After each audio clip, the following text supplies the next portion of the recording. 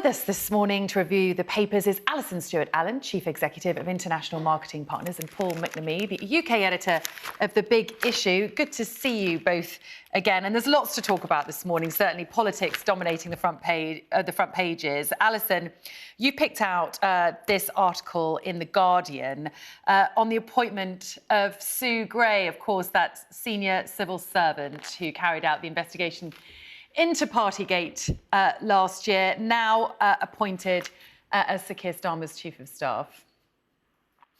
Well, you could say it's an inspired choice because of her track record. Firstly, she's a woman, which is always a very good thing to balance your cabinet and your advisors. But she's got a fantastic track record, you could say, in her approach to investigations.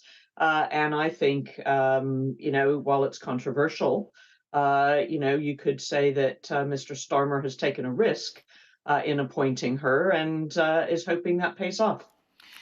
Yeah, it's interesting, isn't it? Paul, just a thought from you on this story, which is a really big talking point today in a lot of the newspapers and with a lot of our political guests. Sue Gray, by all accounts, almost everyone you speak to talks about how brilliant she is at her job and what a great civil servant she is. This is a brilliant appointment by Sir Keir Starmer to many. But then the Conservatives are using it to try and discredit that investigation she did last year. What's your take on it all?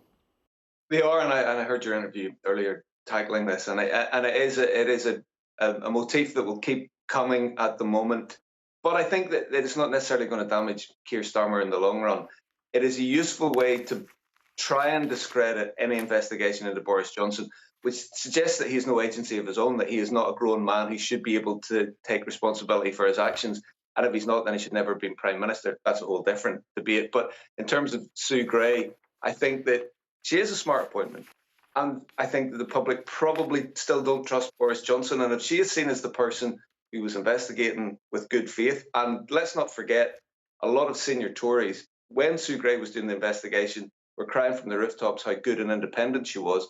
I think if the public see that and they can see that Keir Starmer trusts her now, she is somebody to be trusted, and therefore so is he. And of course, the timing of her appointment is clashing with the interim report that we got yesterday from the Privileges Committee, Alison, and that is certainly dominating the papers today as well. Double-page spread inside the Mirror today with a new photograph revealed by the committee of Boris Johnson with members of his team and bottles of alcohol on the table during lockdown. Tell us more about this. Well, I think these images just remind the public of the fact that, while they were in lockdowns, they were denied being able to say goodbye to their family members dying in hospitals. You have the leader of a country having parties.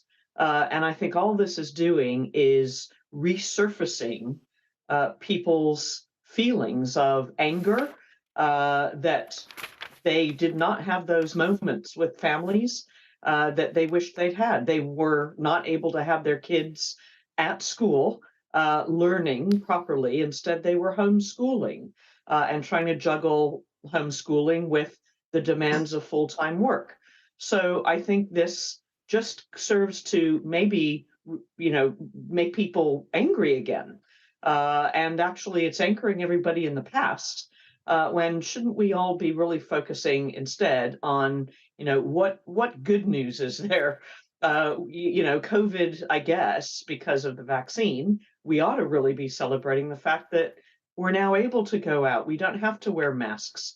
We aren't socially distancing anymore. So, I think it's really quite a shame that this is back in the public eye. When really we ought to be looking at happier times rather than, reliving the frustration of those moments.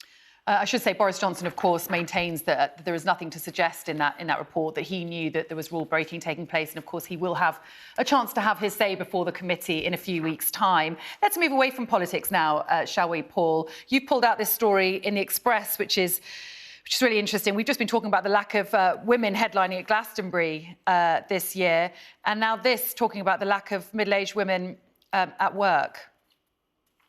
Yeah, this is really interesting. We know that there is a